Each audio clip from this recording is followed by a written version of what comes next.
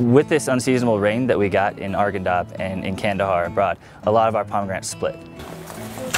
Ugh. See, look at the color difference? Oh, yeah. See, this is damaged, but this is still good. And so the split pomegranates were left in the trees, left to rot, or taken for animal feed. Some of these, yeah, some of these would have to go away. Like this has no juice, obviously. So we went out, we talked to the farmers. We convinced them that they needed to work with the traders to get those up through the association to the juicing facility. If you only have a small amount that's split, you're right, it's not going to be worth your time to put those in boxes. But because of the rains, if a lot of your crop was split and you're going to lose out on a lot, it actually is worth your time because there's so much of it. What we're trying to do is link you up with the right people in Kabul that want this stuff. And when do you think the rest of that half in the trees, when are you going to take them all out? This has been a joint effort among USAID, Department of State, U.S. Department of Agriculture. So we can all work together on this. We've all come together and we all have different roles to play in this venture.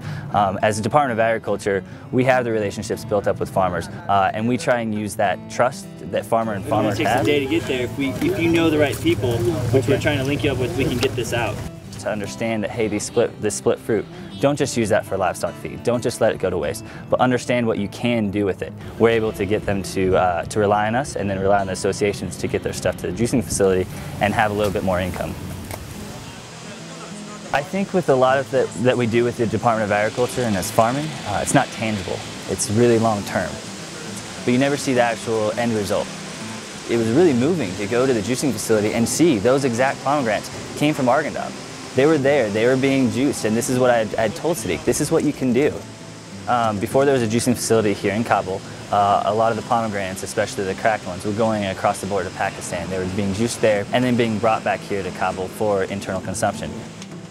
Now, because of this juicing facility, we're able to link these farmers up and the association up to the juicing facility directly, and so they don't have to leave the country. They stay here, that income stays here, and everything is internalized. Since there's huge quantities of broken pomegranates available, and it has put us under pressure to process more and to run the factory 24 hours a day. I'm an almond farmer back home. 2.5 years ago on my farm, and then I decided to come to USDA and join their effort because I knew I could.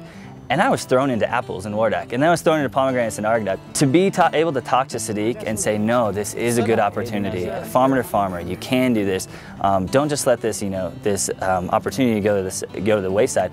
It was really neat to see, and to talk to Mustafa, and he's so convinced to help his country. That was just moving. I was just like, wow, this is impressive. These Afghans are really pulling themselves up by their bootstraps. It's not us. We're just helping facilitate. We're in the background, but it's really the association. It's really the farmers. It's really Mustafa that are getting these opportunities off the ground.